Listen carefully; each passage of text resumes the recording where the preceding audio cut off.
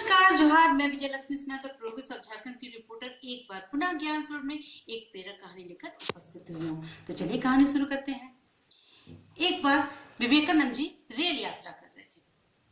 उनके आसपास कुछ अंग्रेज लोग बैठे हुए थे जिन्हें साधुओं से बहुत चिढ़ थी, क्योंकि विवेकानंद जी का तो वेशभूषा साधुओं वाला ही था।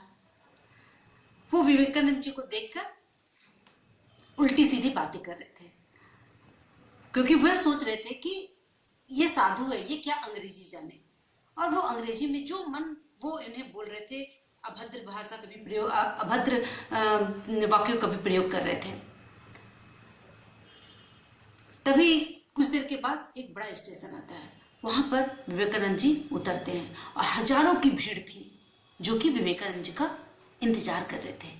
और उनमें सब बहुत सारे विद्वान लोग थे और वे सभी विवेकानंद जी से बातें कर रहे थे, अंग्रेजी में बात कर रहे थे। कुछ लोग उनसे कुछ सवाल पूछ रहे थे अंग्रेजी में, जिनका उत्तर बहुत ही सुंदर तरीके से वो इन अंग्रेजी भाषा में दे रहे थे।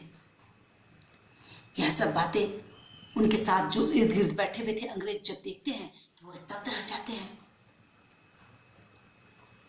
उनके तो पैरों के तले से जमीन खिसक जाती है कि जिन्हें वो इतना अनाड़ी और बेवकूफ साधु समझ रहे थे, वो इतना बड़ा विद्वान है। मौका मिलते ही वे विवेकानंद जी के पास जाते हैं और बोलते हैं, आप जब इतनी अच्छी अंग्रेजी जानते रहे थे और हम लोग आपके बारे में इतनी बुरी बातें कर रहे थे, तब आपने मुझे हम लोग की बातें सुनी और कुछ भी जवाब नहीं दिया।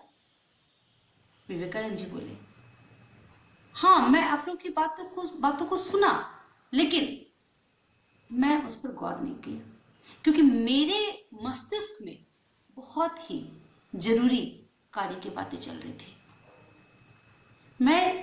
मेरे पास समय ही नहीं था कि मैं आप लोग की बातों पर ध्यान दूं। मैं सुना भी और ध्यान भी नहीं दिया। सारे अंग्रेज बहुत ही लज्जित होते हैं और उनसे क्षमा प्रार्थना करते हैं।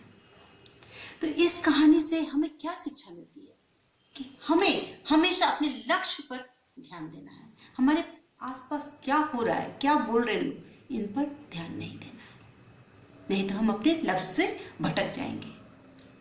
आज के लिए इतना ही, फिर मिलते हैं अगले कहानी में।